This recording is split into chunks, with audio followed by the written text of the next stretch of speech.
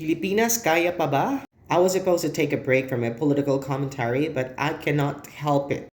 Grabe na naman ang nangyayari sa Senado ngayon. After ng malalang temple run ni Kririn of Dragon Ball Z, aka Senator Bato de la Rosa, and the now world-famous putukan, the Senate is under attack. Akala ko matatapos na yung drama kasi meron ng athletics, comedy na may halong anime, of course yung Mala Robin Padilla action series. Hindi pa pala tapos kasi meron na namang drama earlier today sa Senado. The saga continues. Apparently, may nasabi si Senator Risa Hontiveros during her speech na parang feeling niya parang walang nangyari. Which in a way makes sense for me kasi when you look at the Senate right now, especially the session earlier, it seems like naka-move on na yung lahat. Nobody from the majority was talking about the standoff doon sa session.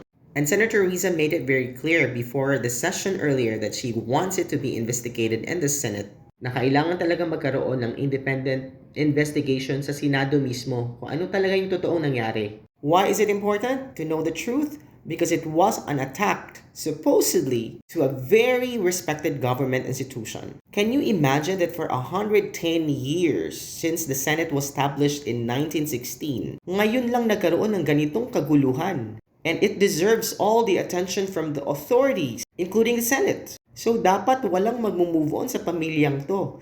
We really need to get to the bottom of this. And because of that statement of Senator Riza, nagsalita naman itong si Senator Pia Cayetano. And unexpectedly of a woman like her, umiyak si ate mo in front of the madlang people. Krayola si Manang Pia kasi na-hurt daw yung kaniyang emotions and feelings. Wala man lang daw nangumusta sa kanila kung buhay pa ba sila or kung okay ba sila. Again, I respect her feelings kasi all feelings are valid. Ikaw ba naman talaga yung mapunta sa ganong sitwasyon? It was not easy. But then again, if you're going to look at the accounts of whatever happened after the standoff, parang opposite naman yung lahat ng mga nangyari. The photos and the videos that happened after the supposed standoff said differently. Sabay-sabay ba naman silang nag-live? So of course, alam ng madlang people na buhay pa sila.